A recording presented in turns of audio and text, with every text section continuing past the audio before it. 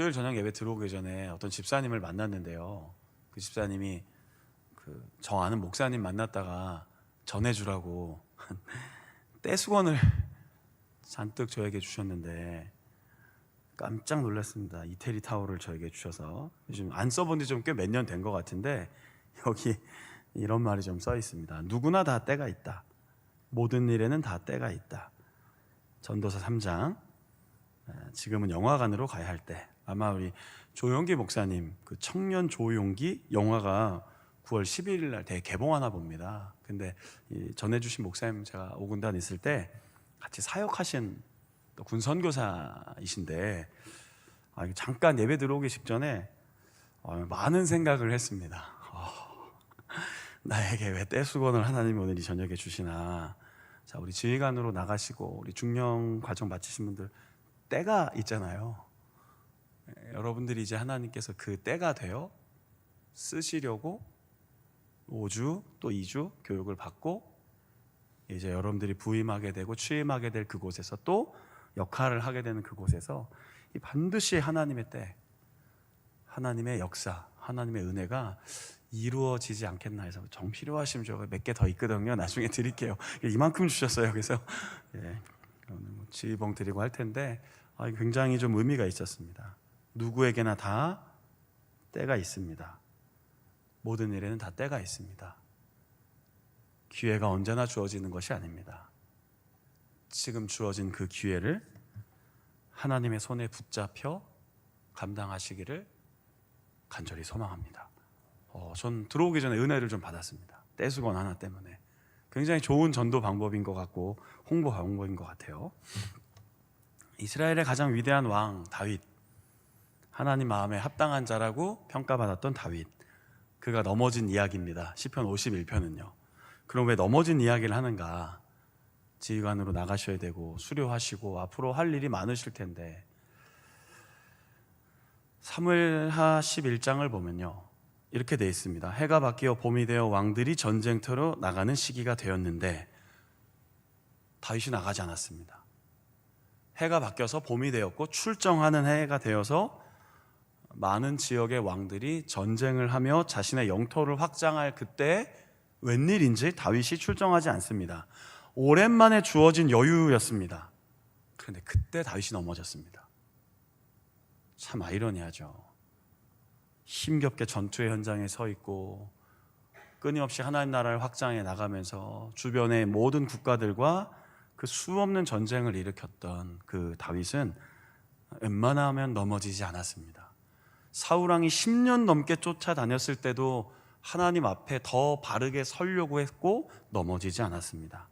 그런데 오랜만에 주어진 여유가 찾아왔을 때 충신 우리아의 아내 밧세바가 목욕하는 걸 보고 불러들이고 부적절한 관계를 맺고 결국 아이를 임신하게 되고 실수를 숨기려고 우리아를 불러들였지만 몇 번이나 설득을 했는데 말을 듣지 않자 최전선에 내보내서 우리아를 죽게 만듭니다. 그리고 전사한 아내를 자신의 아내로 맞아들입니다. 사람들이 보기에는 다윗이 굉장히 훌륭한 왕이었습니다. 야, 충신의 아내도 거두어들이고 저 여인의 마지막 삶을 보호해 주려는 우리의 다윗 왕 참 좋다. 하나님 보시기엔 괘씸한 일이었습니다. 너무나 바쁘게 사는 것도 주의해야 합니다. 우리 특히 지휘관 나가시면 정말 바쁘시지 않겠습니까? 여러분의 시간은 없을 것 같습니다. 또 너무 절망적으로 얘기하는 것 같긴 한데 좀 바쁘겠죠. 지금보다 훨씬 더. 그런데 내 삶을 흔들 수 있는 불필요한 여유도 주의해야 합니다. 너무 바빠서도 안 되지만 불필요한 여유가 우리를 무너뜨리는 겁니다.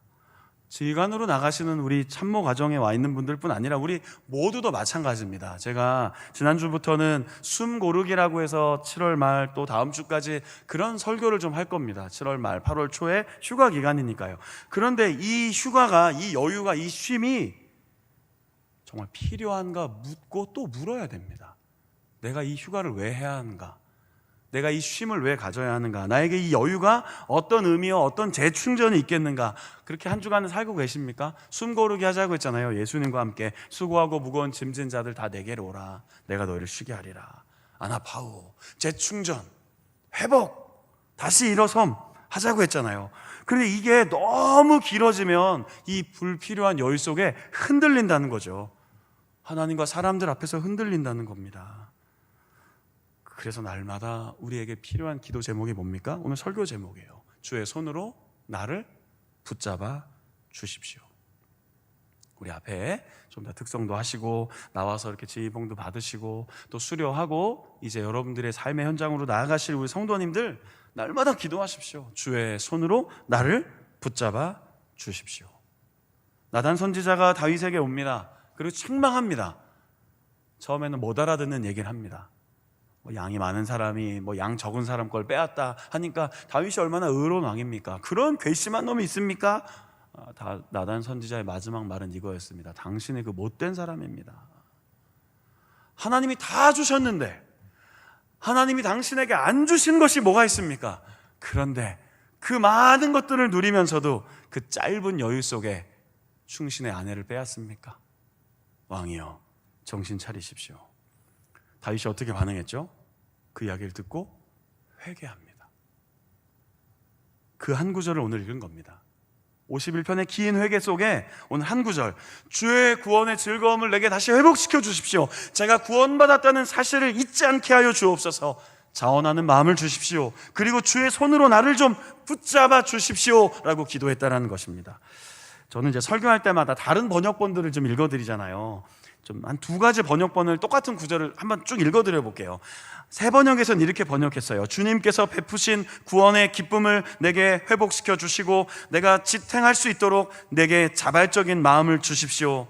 아멘. 얼마나 귀한 고백입니까? 내가 지탱할 수 있도록, 흔들리지 않도록 자발적인 마음을 주십시오. 지휘관으로 나가야 될 때 가장 필요한 마음 아닌가요? 억지로 할 수 없잖아요. 시켜서 할 수 없잖아요. 지휘 견장을 차고도 누가 시켜서 억지로 하면 되겠습니까?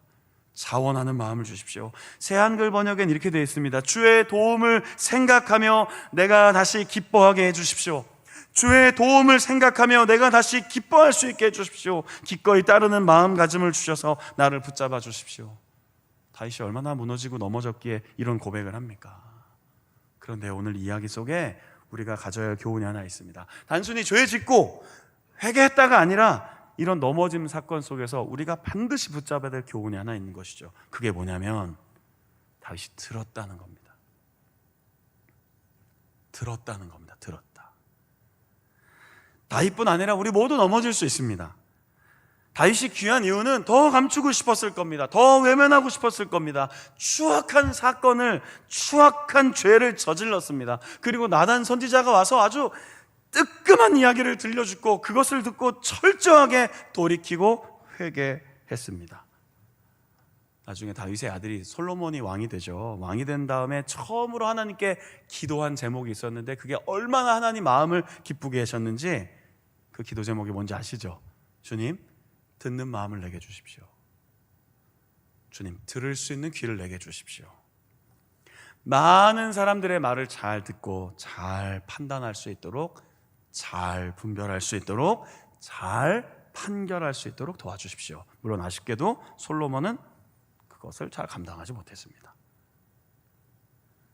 중령치 참모 과정 이제 오늘 수요일 저녁 지나면 내일은 아마 오전에 하시고 오후에 반납하신다면서요. 반납하고 이제 다 정리하고 금요일은 수료하고 이제 가실 거 아닙니까? 듣는 마음을 구하십시오. 주의 손으로 나를 붙드소서 할 때 그냥 단순하게 교회 와서 기도 열심히 하시면 지휘관 생활 승리하시면 이런 얘기하는 게 아니에요. 그게 아니라 주의 손으로 나를 붙드소서가 어떤 마음가짐인가 듣는 귀를 좀 달라고요.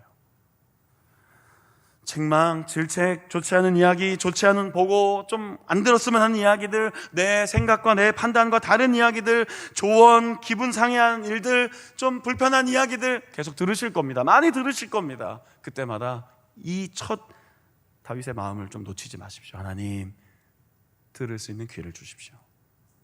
듣는 마음을 저에게 주십시오. 그리고 듣고 하나님의 뜻을 분별할 수 있는 은혜를 부어 주옵소서. 그게 지혜입니다. 지혜를 달라고 기도하는 것이죠. 삶 속에서, 그리고 예배 속에서, 혹은 개인적으로 말씀을 읽을 때, 또 누군가와 대화를 통해 오늘 내가 하나님의 음성을 들었습니다. 이게 얼마나 복입니까? 저는 설교자이기 때문에 정말 복이라고 생각합니다. 하나님, 오늘 제가 하나님의 음성을 들었잖아요. 카메라로 좀 가까이 비춰줬으면 참 좋겠는데 이게 흐려서 잘 안 보이네요. 뒤에 배경에서 좀 들어오다 떼수건 듣고 하나님의 음성을 들었다니까요. 그래, 내 때가 어떤 때인가. 나 오늘 수요일 설교를 하러 올라가는 그런 때이다. 네. 여러분의 때는 지금 어떤 때입니까? 여러분의 시간은 지금 어떻습니까? 하나님의 음성을 들으셨습니까? 하나님의 음성, 신비한 이야기를 말하는 게 아닙니다. 오늘 나에게 주시는 음성을 들을 수만 있다면, 오늘 나에게 주시는 말씀으로만 받아들일 수 있다면, 오늘 나에게 주시는 하나님의 말씀으로 듣고 은혜를 받고 깨닫고 돌이키고 마음을 새롭게 하고 다시 새 마음을 품을 수만 있다면 그 주의 손에 붙잡힌 바 된 인생 아니겠습니까? 그건 정말 큰 복입니다. 너무 귀한 복이잖아요. 주의 말씀을 주야로 묵상하는 자가 복이 있다고 그랬잖아요. 그 무슨 뜻이에요? 주야로 하나님의 음성이 들린다는 뜻 아닙니까? 꼭 신비한 성령의 체험을 받아야 그것이 들리겠습니까? 꼭 교회에 와야만 하나님 말씀이 들리겠습니까? 여러분들의 일상에서, 부대에서 교육받는 순간순간에 오늘 나에게 주시는 감동으로 받아들이려면 우리에게 필요한 기도 자세, 우리의 필요한 마음의 자세가 뭡니까? 주여, 듣는 마음 주십시오. 들을 수 있는 마음 주십시오. 그것을 분별할 수 있는 마음 주십시오. 그럴 때 하나님께서 우리를 아름답게 사용하신다는 것입니다. 다윗은 회개하며 무너짐 속에서 회복을 구했습니다. 우리도 그랬으면 좋겠습니다. 우리도 그렇게 하나님 앞에 설 수 있었으면 좋겠습니다. 그런 마음 주시기를요. 한 사람 한 사람의 마음, 그 말에 귀 기울일 수 있도록, 진심으로 들을 수 있도록, 그런 마음으로 오늘 이 고백을 하는 겁니다. 주의 손으로 나를 붙들어 주십시오. 하나님의 권능의 손길로 나를 붙들어 주십시오. 쉼이 없는 하나님의 손으로 나를 도와 주십시오. 자, 한번 이 세 문장 따라해 볼까요? 저를요. 자, 제가 한번 먼저 하면 따라해 주십시오. 주의 손으로 나를 붙드소서. 하나님의 권능의 손길로 나를 붙드소서. 하나님의 권능의 손길로 나를, 쉼이 없는 하나님의 손으로 나를 도우소서. 쉼 없는 하나님의 손으로 나를 도우소서. 아멘. 우리 앞에 계신 분들과 우리 이 예배에 참석하신 모든 성도님들 통해 이런 하나님의 은혜가 이루어지기를 간절히 소망합니다. 설교 마치겠습니다. 뒤에 이제 할 일이 많아서요.